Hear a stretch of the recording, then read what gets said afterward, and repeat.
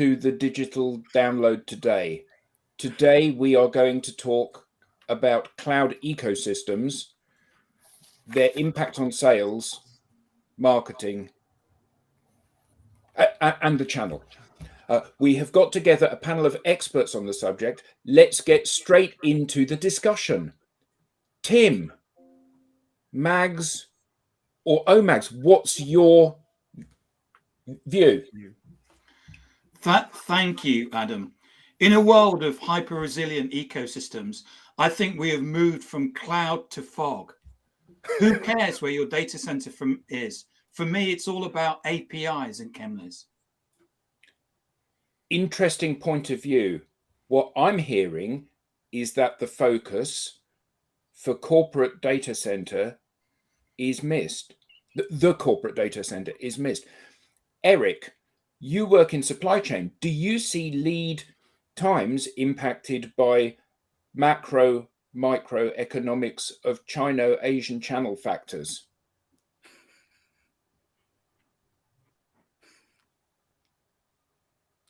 I can't see the notes.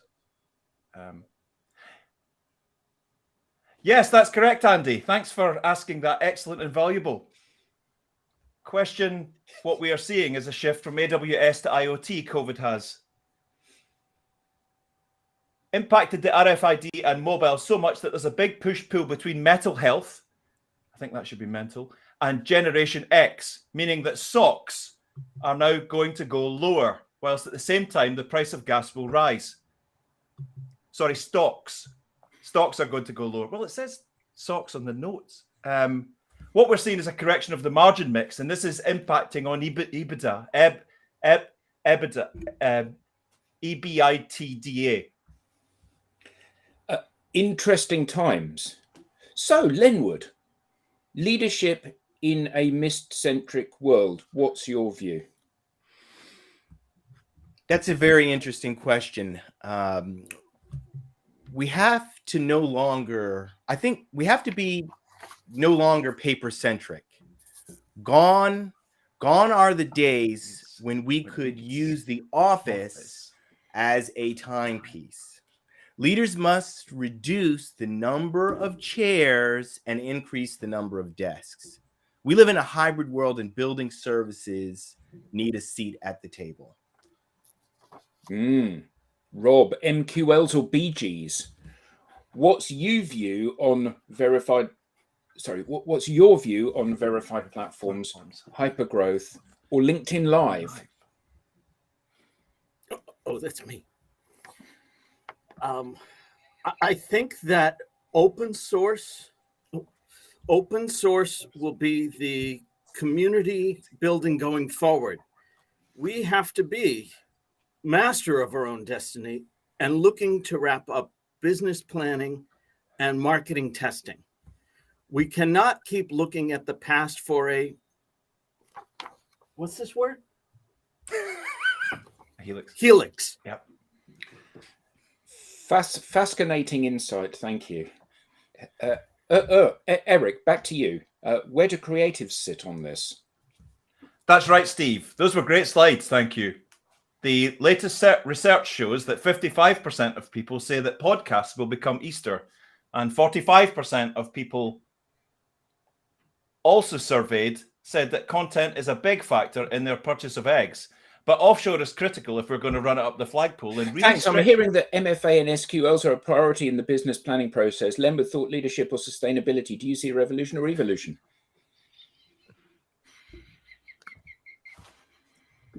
I need an updated version. I think the social landscape has impacted on pajamas, and we feel safe, but most of all, we need to lay eggs. Obviously, everybody, we are joking when we do this. It's really funny because, incidentally, welcome to the digital download, everybody. Welcome, everybody. It's our bit of fun on a Friday. We're going to rip the scripts up. Yeah, we're going to rip the scripts up. Turns out the scripts don't work too good. Thank you, Steve. Those slides were excellent. Thanks, Adam. Yeah. It's funny, isn't it? Because all of us, we have regular team meetings during the course of the week when we discuss what's kind of going on in the world, and we are seeing more and more lives happening, which is great, but they're not lives. Surely the whole point of a live is that at the top level you are able to engage, you're able to do that conference thing, you're able to have a discussion and a debate with people. It should be unscripted, unrehearsed. You might have a running order, but it should be fun, it should be dynamic, it should be exciting, all of those things.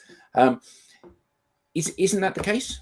So what constitutes a good live, do we think? And do you need to do a live?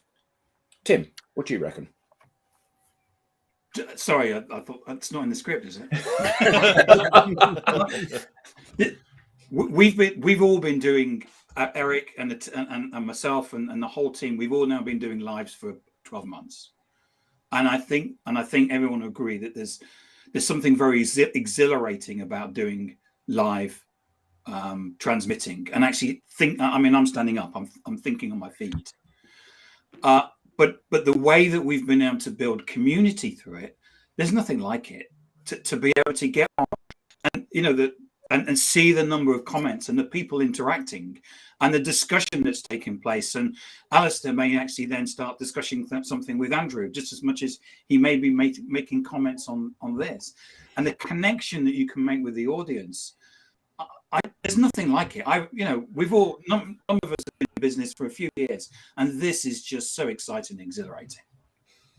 So going around my screen, what do you reckon, Eric? Because I think that this week, and I wasn't going to talk about this, but I will, because I did do a post about this.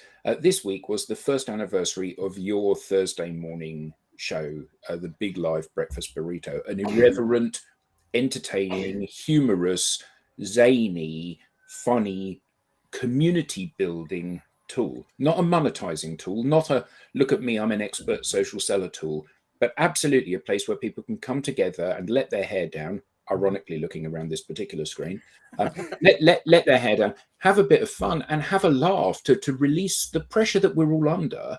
So you've built an incredible community with that. So what makes that and the live format so effective for you and the people that are part of that community?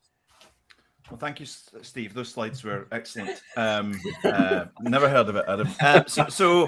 So first off, the question was, should you do a live? So that way back in time, the idea of broadcasting and the idea of putting on a live show, was unattainable for average Joe and Joanne, right? The whole concept of going live every day, every week. So right now we could do 2 lives a day for the rest of our lives. We could do 2 TV shows for the rest of our lives.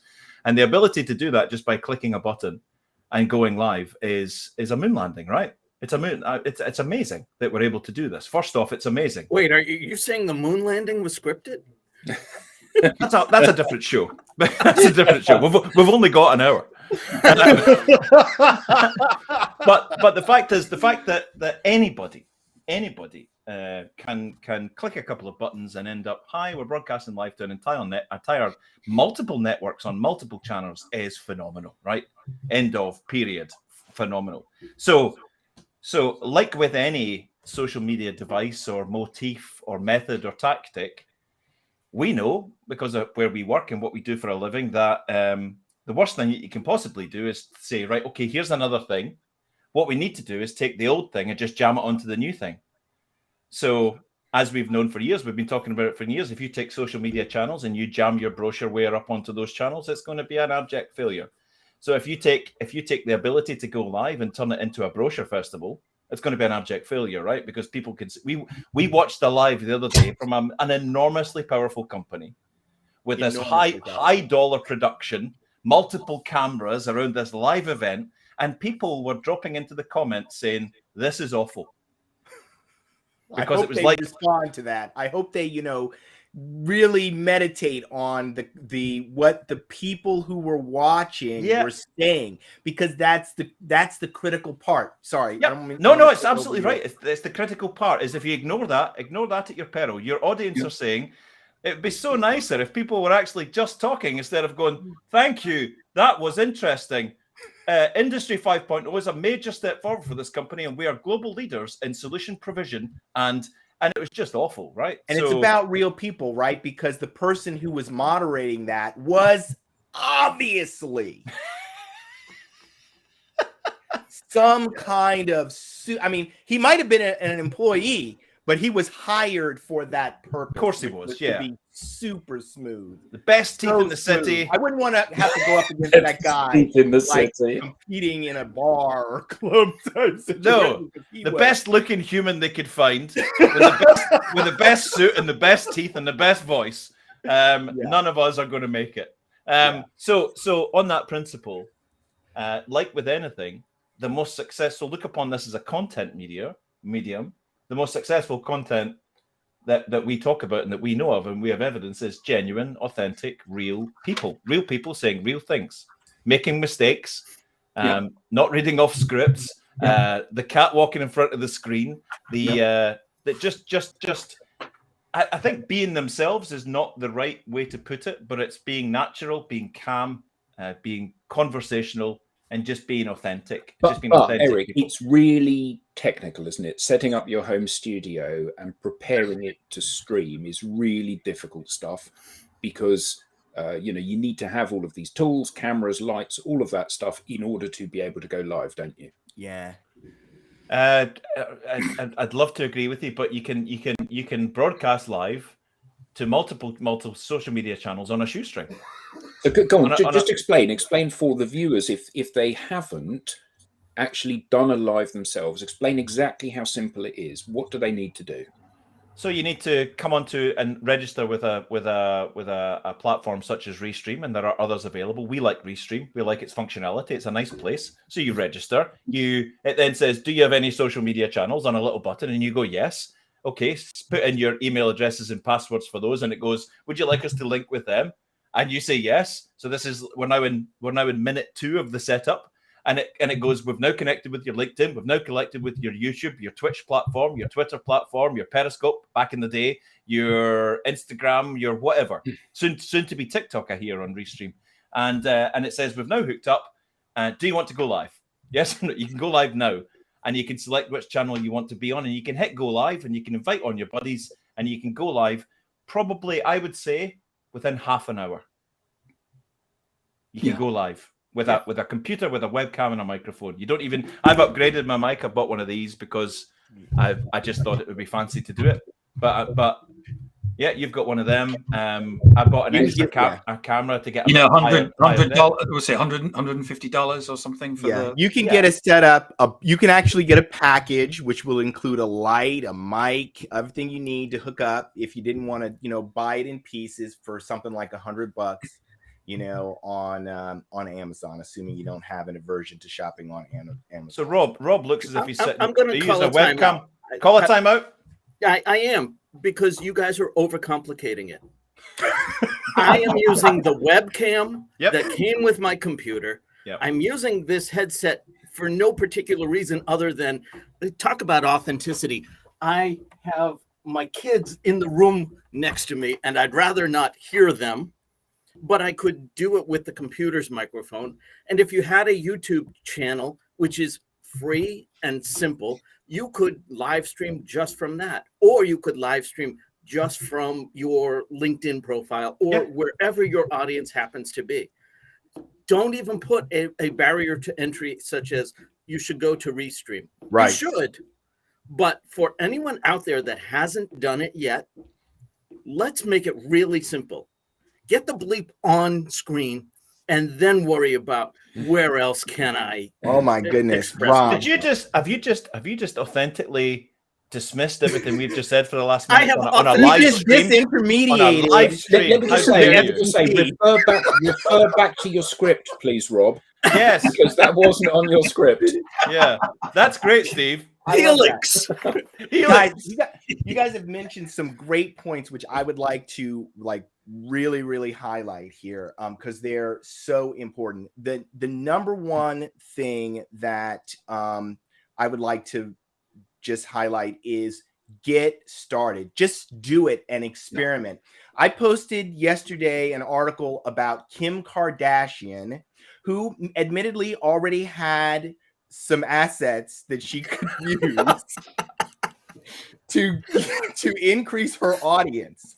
However, what she said about her start on social media was this: I didn't really know what it was about, but someone told me to get on and I got on.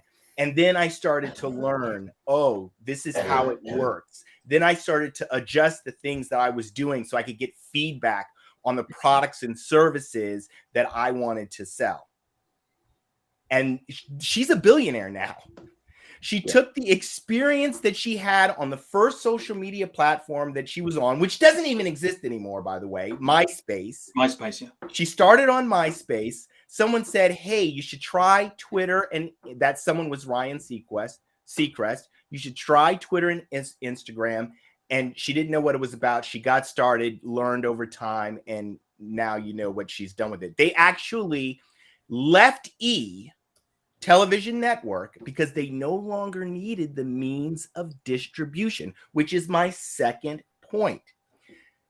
This technology, we have UK fans. this technology that we're using, it takes the middleman out. This is why record companies were so upset when streaming came along and the Apple platform came along, because now they didn't have to produce these huge, you got to be able to sell 10 million records for this to be a money-making thing for us. It doesn't work like that anymore in the music industry. If you can get together 100 people and grow that to 10,000 people, then 100,000 people, you can make a huge amount of money in the music business today. You don't need a record label. You don't need Sony. It's really, really important that this is now available to everyone. Let's just take now the example of video.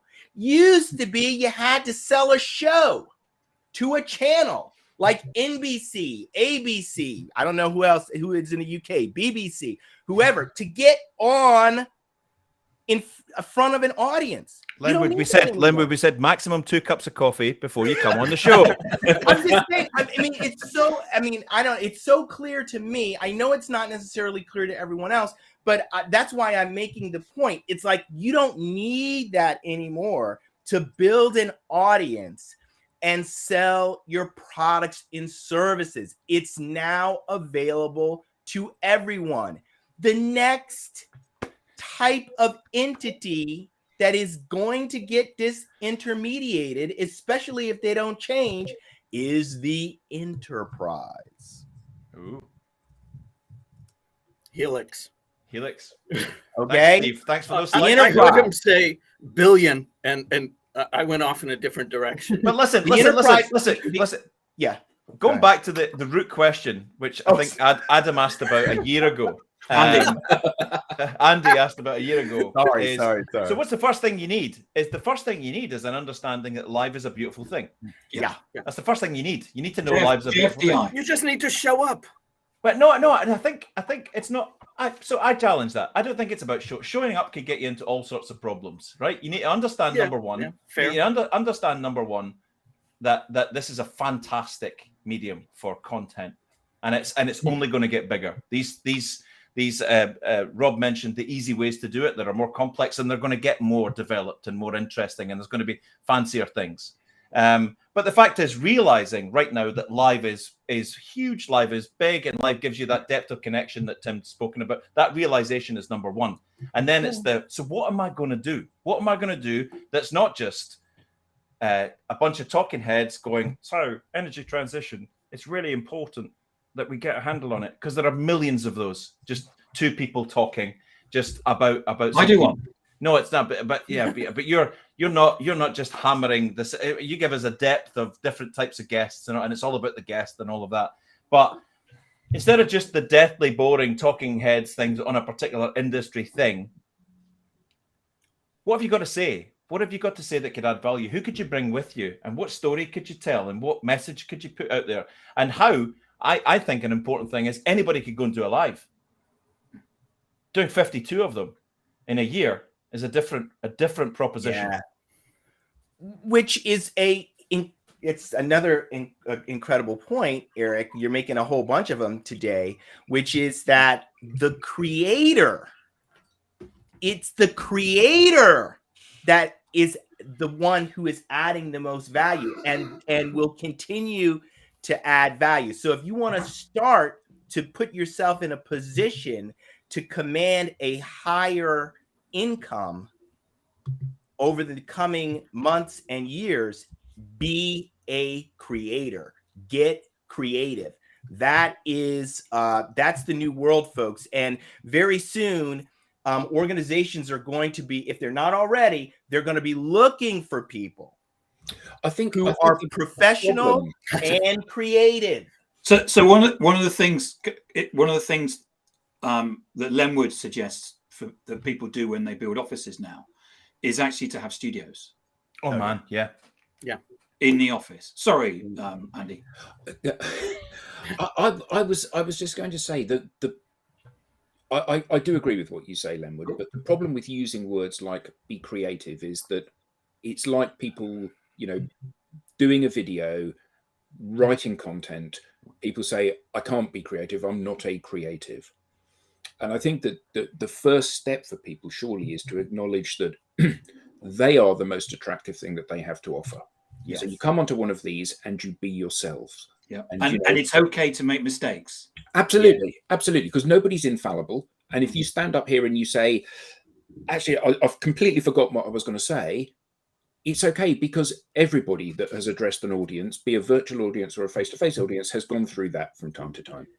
So you go out and you be yourself, and you recognize that whether you've been in business for 1 year or 50 years, you will have insights that many other people don't have, and you can share those insights. And whether those insights are, my 50 years of experience have shown me this, or whether those insights are, I'm currently at this crossroads in my life, and I've learned in the last week that this is something that I need to do. There's somebody out there that needs and wants to hear that. And what people need to do is feel empowered to go out there and say, I'm going to talk to the world through these channels. And the reality is that the first live you do, there ain't nobody listening. It's all right. It's okay. That's your first post on LinkedIn too, by the way. Yeah, to be a Kim Kardashian and to have 50 million followers, that comes through years and years of relentless of marrying the right people. Yeah, and making the moves, but getting started. She actually, I wrote an article about this a couple of years ago. She actually started working for Paris Hilton. So she learned what Paris, from watching what Paris was doing on The Simple Life, and then she took it to a whole nother level. But you made a great point, Adam, and this is something that my mentor Rajesh Sethi talks about. It's called practicing in public. That's what we've been doing for the last year. We're better at it today than we were when we started. I've moved to a new platform because I want to get better at being myself, to your point, in public, which is something that we're not used to do. So practicing in public is actually a really important part of this transformation of becoming creative, which would be a better way. Transformation of self. And actually transformation of self. That's what happens is you go out there, you practice, it goes a bit wrong, and then at the end of it, you realize, I'm not dead. It's all right. I'm sorry, say that again. I'm not dead. It's gone a bit wrong. That's what the world never spun off its axis. Yeah, exactly. So it's all right. No harm has been done. I'll do it again. And here's a good one. Here's a good one for you. And this is very relevant. Who is the most well-known over social database CRM software company CEO? Mark Benioff, I would suggest. I don't. Well, okay. So he's definitely got the chops in terms of the size of company and all of that. But there we have a CEO, Alistair, the CEO of a CRM style data software company, big data company, Alistair Dickinson, you're talking about. Alistair, yeah, he's in the audience right now. He's the CEO of a software company, and he's got TikTok videos, he's got LinkedIn videos, he's got a massive YouTube channel, he runs a podcast, he does lives, he does all of this stuff. And that's part of his daily routine as a CEO. Mark Cowison is the CEO of an industrial safety equipment company. So I put it to you, Mark, and this isn't a challenge to you, Mark. Who runs the best LinkedIn Live or podcast series for industrial safety equipment in your sector? The fact is, it could be you. The LHR Marine live show on I was going to say on Stiffies and things like that, and all of that, and all of your suppliers and some of your clients and some of your So the whole thinking about well, why would the CEO of an industrial safety equipment company for the marine and drilling sector, why on earth would they have a LinkedIn Live? Because they should. Yeah. Because it would be great. Yeah. And there's an audience for it. Yeah. Well, that's just it, Linwood. You've got to keep the audience in mind. The question was, what should you talk about? I think the question's actually two-pronged. What should you talk about, and why should anyone care? So I can come up here and basically read our brochure and nobody's going to care. And I think it was that lack of authenticity that really sparked this whole conversation earlier in the week. I don't have to necessarily share the most critical insights of an industry, but I want to spark a conversation with others in the industry around things that a lot of people are caring about. And that's what drives the audience. At least that's been my experience. Absolutely. The best part about becoming creative and where I see this going is that I hope that people see this as a doorway to living life more fully. Because it's through that living of life that you will get the content that you need to stream and to have conversations. It's having experiences. Be less zombie, okay? Enjoy life, develop your expertise, and share it with the world. That's what I hope and pray happens to people, that they come to life. Because they find that people will accept you as you are. I've got just really quickly. Nick Rayburn runs a weekly audio LinkedIn audio, and I help him on that, and I join in, and we meet some absolutely wonderful people. On our last show last week on Tuesday, it's only 30 minutes. It's just a LinkedIn audio. This lovely lady came and joined the screen. She's from Birmingham. Her name's Adefunke Larigo. She came on, she said, for about a year, I've been thinking about starting a podcast. And I said, what do you do, Adefunke? And she said, I help adoption and fostering agencies to recruit high caliber individuals for their panels. I'm a change agent for adoption and fostering agencies. And I'd love to run a podcast about adoption and fostering, particularly in ethnic communities. And I'm like, oh man, why have you been waiting for a year? Yeah, that is gold. So she's like, yeah, but the whole idea of doing podcasts is complicated, and where do you start? And I'm like, so I've set up a meeting with her, because I said on that, just do a live, just do it in a live. Have you got a friend that you do this with? She said, I've got a couple. She said, I said, are they quite talkative like you? She said, yeah, absolutely. Do you have a script that you could put down? She said, yeah, it would be a bit rough, but we could talk about adoption and fostering in minority communities and stuff like that. I was like, so I've got a meeting with her next week before I go on holiday to show her how it works. And she's going to start her new, it's not going to be a podcast, it's going to be a regular live. Because she didn't know, she didn't understand. And we're going to get another really excellent, valuable LinkedIn Live. It's going to be on our YouTube channel as well. We're going to get that coming. She simply didn't understand and overthought it. Yeah. Anyway, so obviously you can sense my passion for this and my hope that that what all of this technology is doing is actually creating more value in our humanity, that people see it as being more important than they have. We're not valuing life quite as much. Part of it is technology. Part of it is the technology providing that. And part of it is the process that we go through in order to create for the technology. Yeah, you need both of them. So Tim and I were running a workshop a couple of weeks ago, and in the chat at the end of the workshop, one of the people on the call said, I found the process of introspection for writing my about section incredibly valuable, not just for me to think about who I am and articulate who I am, but to think about who I want to be. Ooh. And I thought that was incredibly insightful and profound a thing for somebody to say.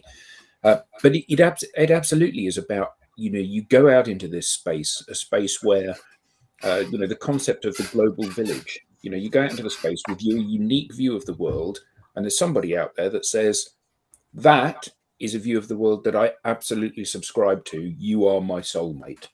And the nice thing about this is that every one of these platforms has hundreds of millions of people. So you're not selling this concept of yourself and what you stand for to 10 or 20. You're selling it to potentially millions of people, and it enables you to find those people that absolutely resonate with your message. And that's a beautiful thing, isn't it? Yeah, it's unbelievably beautiful. One of the things that I have discovered through the process actually of doing the LinkedIn is that I've got a really nice following in India. And so I was like, whoa, that was like a big, because I have a love for cultures, different cultures, and learning about different people. I absolutely love it. Just finding out about new people. And so I found out I have this following in India, and now I'm pursuing that more fully with this social media app, which is a global app, of course, but they've started in India, so mostly Indian people on there. And it's absolutely great. It's amazing that from New Jersey, I have this following. Are you gonna introduce yourself in future? Like, hi, I'm Len Woodross. I'm very big in Kerala. Very big in Bangladesh. Yeah, in fact, I'm huge in Bangladesh. I'm huge in Bangladesh. Yeah, exactly. Mr. DJ, please cue big in Japan. Not so much in New Jersey, but I'm huge in Kerala. I'm big in looking Shimla. for my invitation to Bollywood. Okay, that's where I'm going with this. No, but seriously, it's really, really exciting. You never know where you're going to find those kindred hearts that are ready to hear your message. But we've got that lovely cartoon that we use from time to time, which I think might have been Tim that found it originally, and it had on one side it's had two rabbits that were tending their garden, and on one side a rabbit says, well, I'm just going to set up the irrigation, and I'm just going to put up the cloching, and I'm just going to put in the canes to grow the things on it, and on the other side the rabbit is out sowing the seeds and watering them. And it gets to the end, and the rabbit that's done all the prep work is thinking to itself, right, I'm ready to go now. And he looks across at the other garden. The garden's full of flowers and plants. And it's like, how did you do that? And the other one said, I just started. And it's absolutely about that learning on the fly. I think that so often business teaches us to go down the wormhole of best practice. And best practice is, in fact, just copying other people that have been there before you. And we're in such a dynamic space here that there is no such thing as best practices. Best practice is what works for you, for your audience today. And there needs to be a recognition that best practice, in quotes, might be a different thing tomorrow, and will certainly be a different thing for you than it is for me, because your audience is unique to you and mine is unique to me. And dear John, dear Joanne, I tuned into your so-called LinkedIn Live last week and was appalled at the nature of your lovely hour-long conversation on that specific topic. I've got together with 1,000 of your followers and we're disconnecting from you forthwith. Is a note that no one's ever getting. Yeah, absolutely. But Andy, Adam, nobody wants to make a mistake, and certainly not in public. Well, get over yourself. We all make mistakes. Actually, I don't think that, I agree with what you're saying. I agree with what you're saying, Rob, but the thing about it is it's not something that people just decided. We have been trained basically from primary school until, and if you go through legal training, boy, You're in for a rude awakening. But we've been trained that, perfect is what you need. You have to get conditioned. Right. You have to, you know what I mean? So that is something that you have to you must unlearn that. Oh, as absolutely you're making agree. this transition. So we have this. I was just going to say, I think I've shared with you before the story of me walking into 10th grade geometry class as the teacher on day one and telling all of my students, I want you to fail. Because I wanted to encourage them to try things and make mistakes and let them know that this was a safe zone.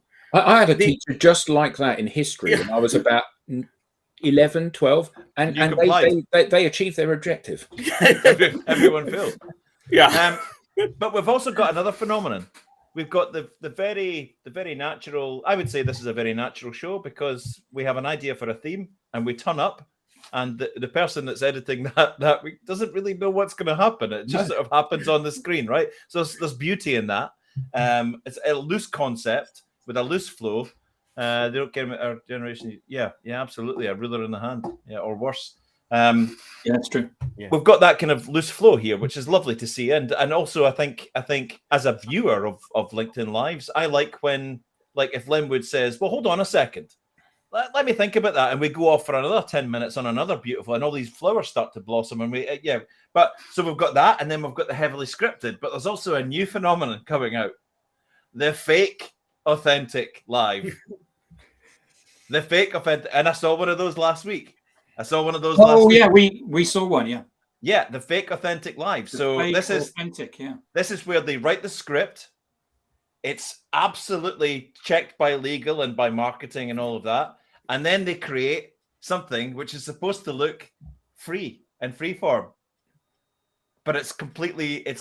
So it's a new phenomenon. We're getting multiple phenomena, heavily scripted, where you can actually see the eyes scanning the text and the auto cue like we saw last week. The sort of free-form, loose version, I would say that the Big Live Breakfast Burrito is probably one of the best examples of free-form and just see what happens with a loose script. This is the same. And then that bit in the middle, which is, well, we need a script, we need legal to say it, but also this sort of authentic style thing goes down well. Why don't we try and make it conversational? Yeah, man. Well, that's quite true, Eric. In our research shows that 55% of our listeners actually prefer that type of show. Tim, that's such a nice thing to say, and I really like your T-shirt. So back to this. Thank you so much. It's so summery here in London. So back to this study that I've just dropped. It just fell in my lap just now. It's the brochure. It's the brochure. Yeah, exactly. So we've got this sort of like fake Zoo TV thing, and you can sniff them out a mile away. I got to tell you, I'm really enjoying this conversation because we're experiencing it, going through this. So over the last, I think it was either this week or last week, I actually met with one of the top minds in artificial intelligence. What? And he showed me some things. Was it a person or was it an AI? It was a person. It was a person, and he showed me what the AI could do, and I'll tell you, I was really stunned.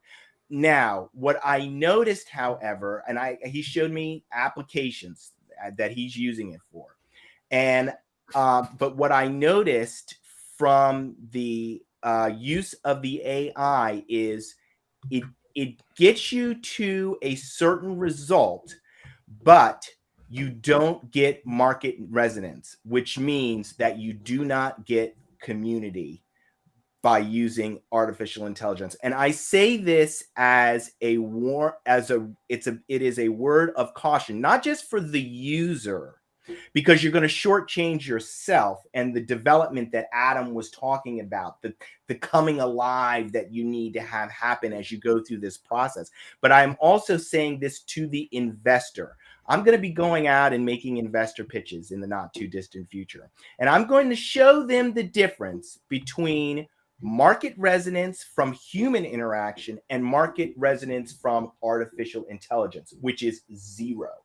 Okay. So you can decide where you want to put your time, effort, and money. My recommendation is that you invest in humanity, that you invest in helping humanity to do these things. So one of the things that Greg Sattel talks about is how we will interact with technology going forward. And what he said is that the totally human way of doing things, it's not tenable. Okay. The totally artificial way of doing things, not tenable. What we need is technology that helps us be better humans, helps us to do things that we want to do, but makes it easier. Okay, and the people who are going to succeed and win are the people who are able to work well with technology so that it amplifies them, not some artificial thing. Bring your mic back before you push it even further sorry. away. I just wanted to get out of my way. I'm on a roll.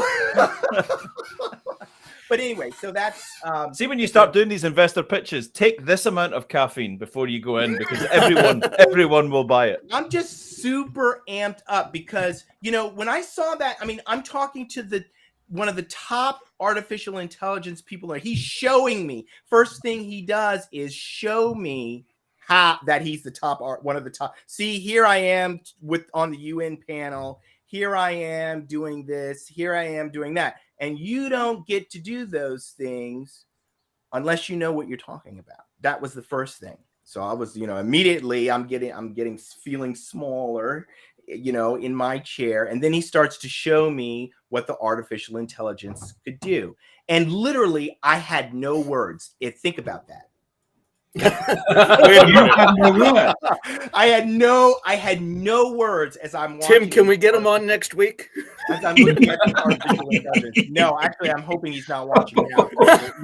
I think I've got Pete Cam. Because I'm not disparaging him in any way, shape, or form. We just have a different view about about how to succeed and stay relevant, so that you're around in 10 years, so that you're employable in 10 years, so that your company exists in 10 years. And I fundamentally believe that using artificial intelligence to replace, not augment, replace the human interaction is a terrible mistake. Of course it is. It's like saying, you know, I'm going to replace your wife, your soulmate, with an AI. It'll know everything your wife knows and more, and it'll be fine. And she'll conform to your every want and desire. But even putting that aside, you know, just the idea that because it has the knowledge, it will provide that human interaction is ridiculous. So Eric did his Big Live Breakfast Burrito show, and there were 390 comments on that show, an hour's long show, 390 comments on it. But I reckon, and I think this is a reasonable thing to say, that anybody who viewed the show, if you picked up the phone and phoned them and said, "Hi, it's Eric here from the Big Live," I bet every single one of them would take your call.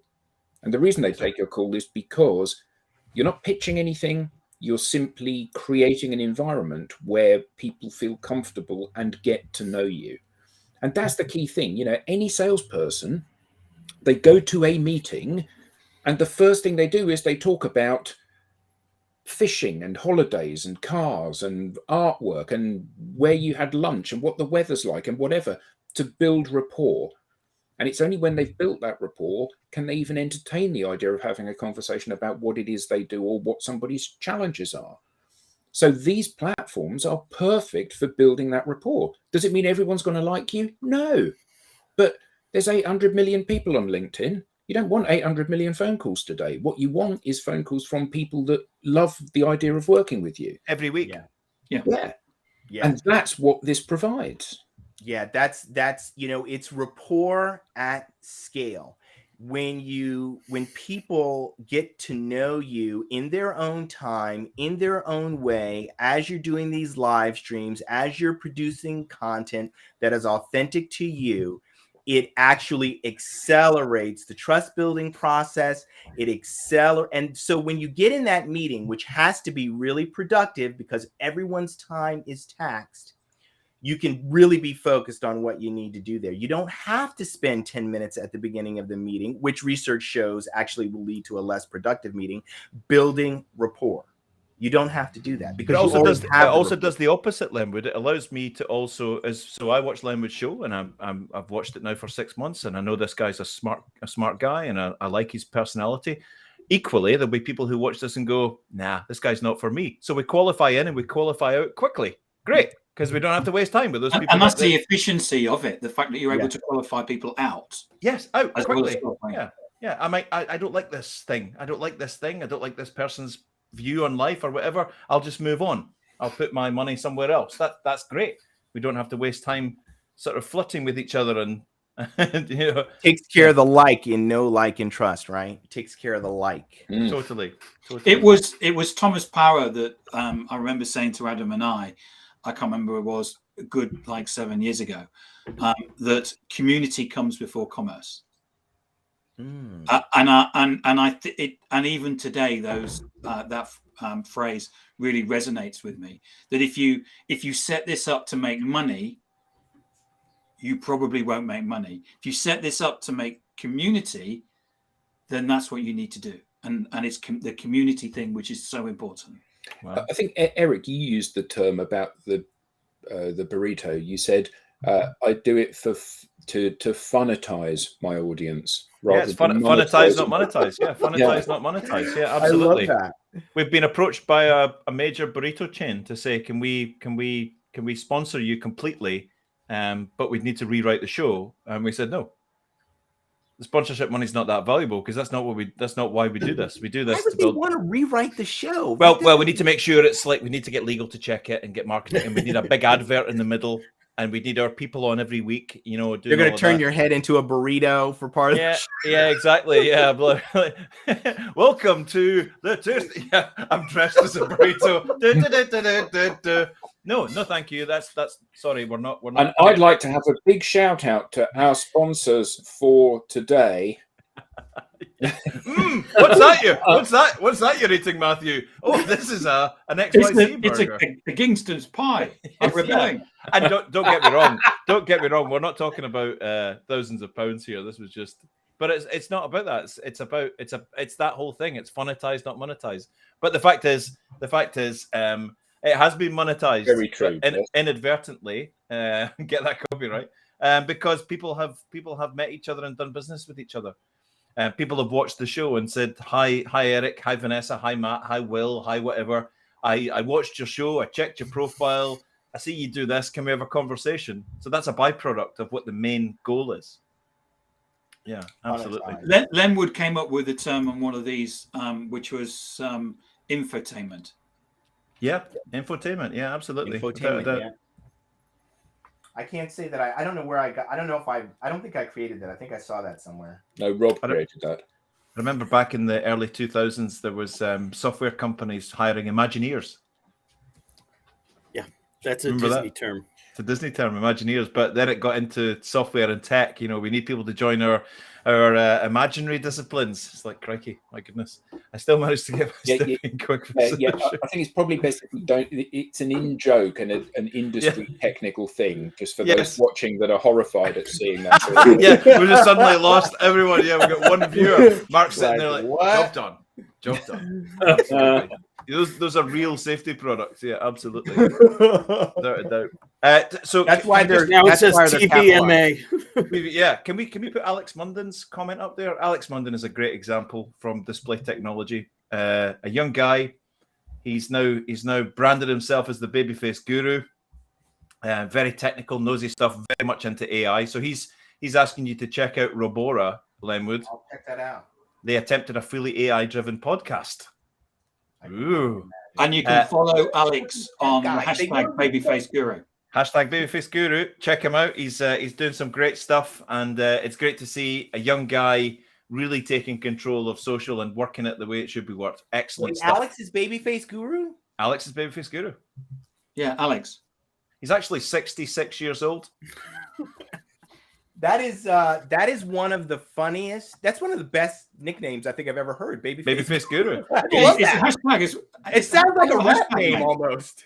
Hey, do you know what? Do you know one of the funny stories about that is they take him along to meetings because he's deeply technical. I think he's head of technical sales. I think so. So they take him along to these. Let us meetings. know, Alex, what you do.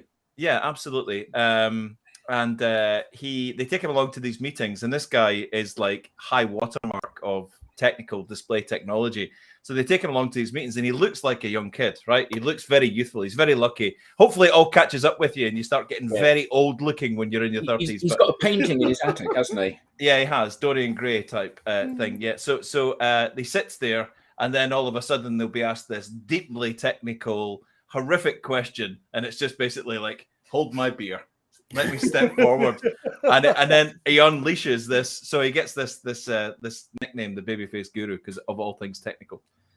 Yeah, Love very it. good. Absolutely love that. Yeah. I'll put up it so people can see.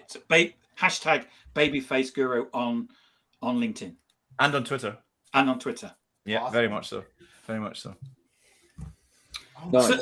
So what? Last 10 minutes. What is it that what makes a good live? Is People. it one person? Is it 10 people? Is it 100 people? What makes it? What Not to go constitutes down the- this path again, but it reminds me of that quote about pornography. I don't know how to define it, but I know it when I see it. I thought you were going to say I don't know how to define it, but I know I like it. That's what I thought you were going to say. That's a little bit too much sharing on your LinkedIn Live, folks. Our ops director was asked why he brought his son to the meeting. That's the best one he's ever had. Alex, brilliant. Oh, man, too funny. Yeah. Vanessa says the best thing Vanessa is wine. You need wine. You need wine, absolutely. So I don't think it's about the number of people. I think you could have one person. You could have 100 people. Yeah, exactly. I'm right there with you, Andrew. I think having something good to say, maybe couching it in a slightly different way. Try, my advice, if anybody wants it, is try and do something that no one's done before. Try and do something that no one's done before. If you see a thing and you think, I'm going to do something just like that, reverse back out of that decision and say, okay, it might be on a similar theme, but I'm going to do it in a different way. Try and find an edge. Try and find an angle where people are busy looking through stuff and they go, what's that? What is that? That's cool. Or that's interesting. Or that's different. Or that's spicy. It looks like I don't know why I said spicy. Burrito. Is that in the script? No, it was supposed to be spiky. That's We one of the- we have been copied. Yes. many times. Yeah, absolutely. I think that one of the key things is that if you have somebody that is senior and powerful, and then 3 other people that are not senior and powerful, what you end up with is a monologue and everybody nodding. And actually what you need to have some discourse. You need to have people itching to say something that is insightful. So every time I come on one of these, even though I work with you guys, every time I come on one of these, I get a gem personally from it where one of you has said something and I go, that's the best thing I've heard today. And it's absolutely triggered by the fact that, Lambert says something really smart because of what Eric said, because Eric followed on from what Tim said, because Rob started a conversation. And actually, that's the beauty of this. And taking the audience on that journey and letting them see that this is a free-for-all so that they can put their comments. Like we've had loads of comments from people, many of which have been really insightful things that have been said, is because this is not about, Tim standing up, doing up his time, pitching to everybody. This is about having a dialogue and saying, actually, really great comment there from Andrew. Let's pop that on the screen. And then we discuss that and it takes us off in a different direction. And I think that's really powerful. And I think that's one of the key things that we need to do. Have Jack White, the musician, the White I do Stripes? now. You do know. Jack White said, and I love this. He said, automation makes things too easy for us, and I want to get back to, you know, things being, life's supposed to be difficult. So he said, when I'm playing live, the White Stripes have got a really interesting motif. There's only ever 3 sounds. There's only ever Meg's drums, Jack's voice, or Jack's guitar. And if Jack's playing keyboard, then he doesn't sing. So it's only ever 3 sounds that you hear. There's the rule of 3. So if he's playing guitar and singing and there's drums, as soon as he changes to keyboard, that changes the dynamic, and he drops either voice or guitar. So, and he said, so when I'm live, I count how quickly it's going to take. It needs to take me. I need to get to my keyboard in 2 steps to get that solo in time. So I put it 3 steps away, deliberately. Put it 3 steps away. So if you're going to write a script for your people on your show, give them 20 minutes worth of material for an hour show. Absolutely. Yeah. Leave the rest just for that. Oh, there's an excellent conversation, a question from Jess. Let's pick up on that and make people work for it, because when they start to work for it, they have to push through the barriers of script and form and structure, and they have to tap into creativity and conversation and gold. And that's where it comes from. The beauty that comes from the improvisation of, you know, this interaction, this collaboration, right? This is the thing that executives are trying to get by mandating that people come back into the office, because they think there's something magical about people being in the office, bumping into each other. But actually, what's magical is people collaborating together, being themselves. I will say also that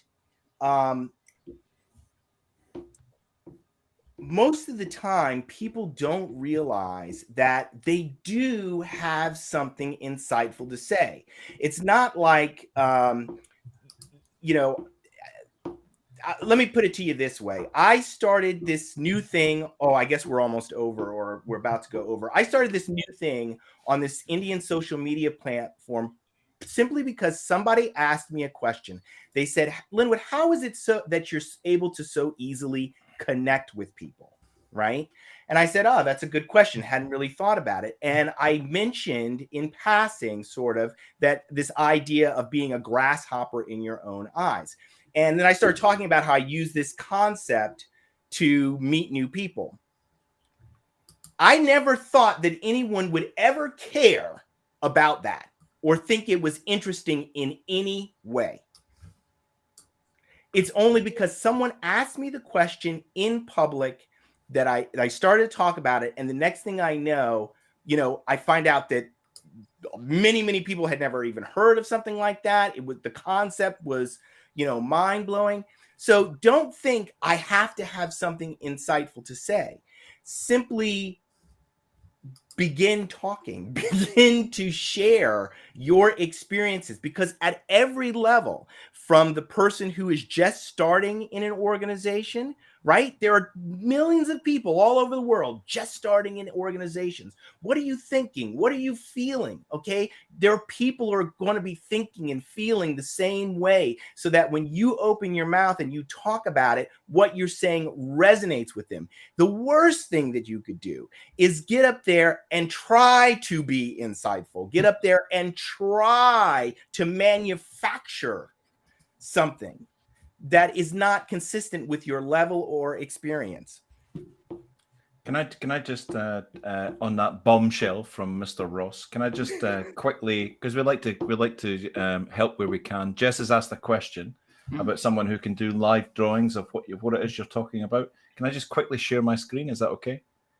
Yeah. I just want to show, if you don't know this person, can you guys see that? No. Yes.